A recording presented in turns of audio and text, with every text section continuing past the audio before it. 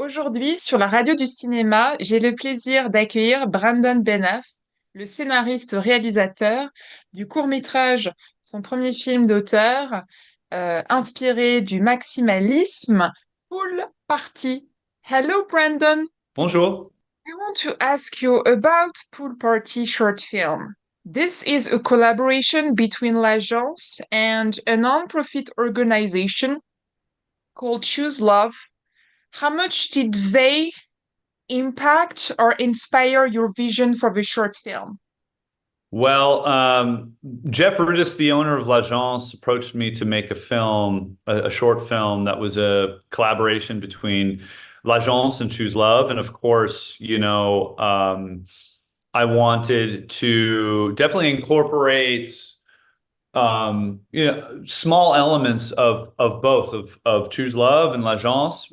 Even though Jeff definitely wanted me to make something that was unrelated in some ways, I think that's why he also kind of hired me. He wanted something edgy um, and scruffy, as he put it. But I definitely incorporated, Choose Love as much as I could with the concept, two people uh, breaking up and getting back together. I wanted choose love, the words in the dialogue. I wanted choose love as much visually as much as I could without, hitting you over the head with it. But yeah, I mean, it was definitely the film came from my own experience and from my imagination, but I definitely wanted to compromise between and collaborate between the brand and the organization. Yeah. I have to congratulate you on the achievement of maximalism within the film. I am very curious to know how much you used the style to support the story that you developed, inspired from your own, and also what does maximalism actually mean to you? Right. It's funny that, I feel like I have been right place, right time, a product uh, uh, um, of maximalism in a lot of ways. It's not something that I went out to achieve, that style, that aesthetic. It's just something that I am literally a product of. It's happening right now.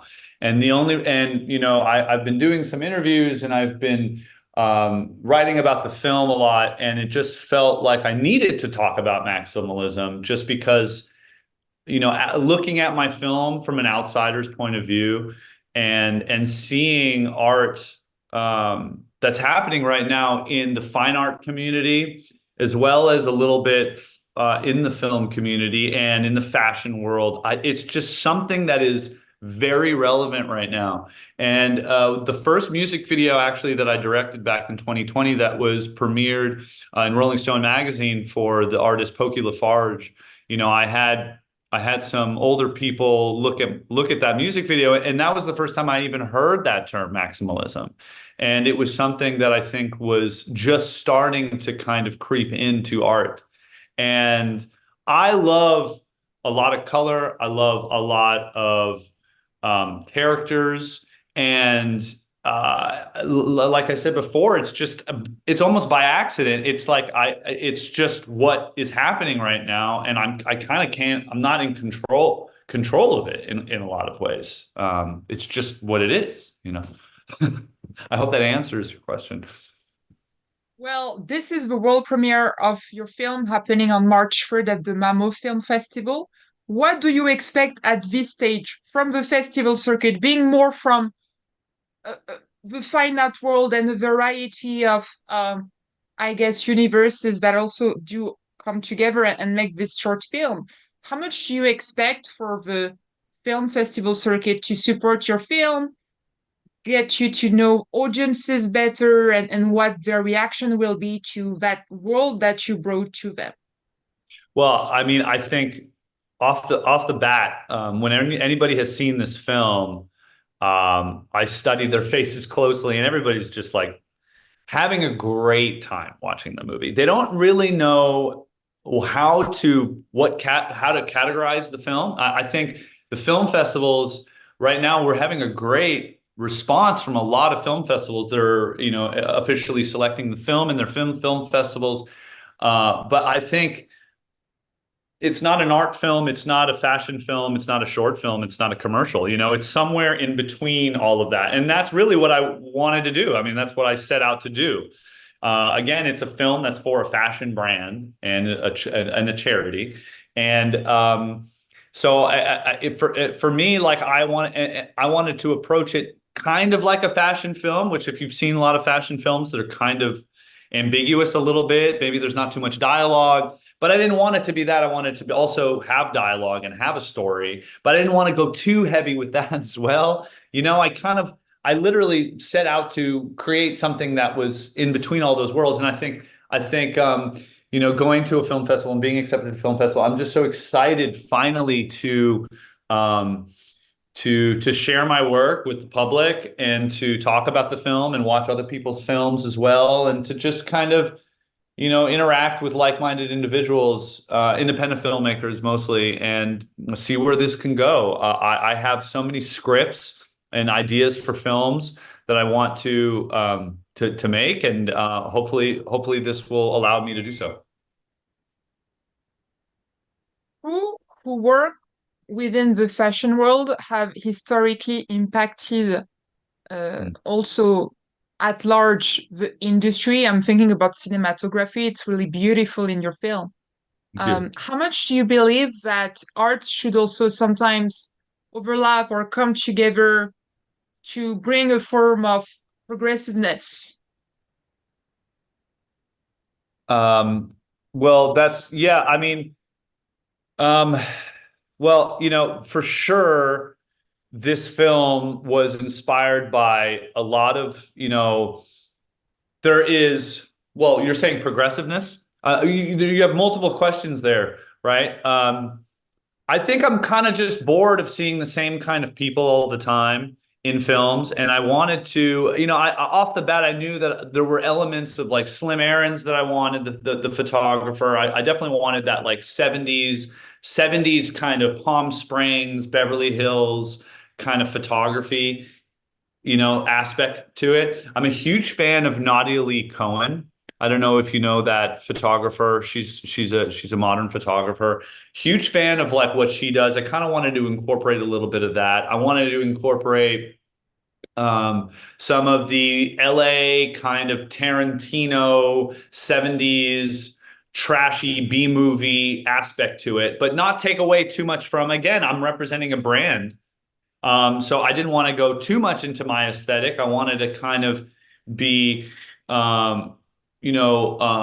appealing to all kinds of people. I didn't want to just do like the whole B movie thing. But I think with the progressive stuff, inclusion was a huge thing that I wanted it to, I wanted it to include everyone. I think, for me with filmmaking specifically, I definitely want to appeal to as many people as possible. I'm not the kind of niche director. I'm not that kind of artist. I don't want to intellectualize it too much and just appeal to like my sensibility.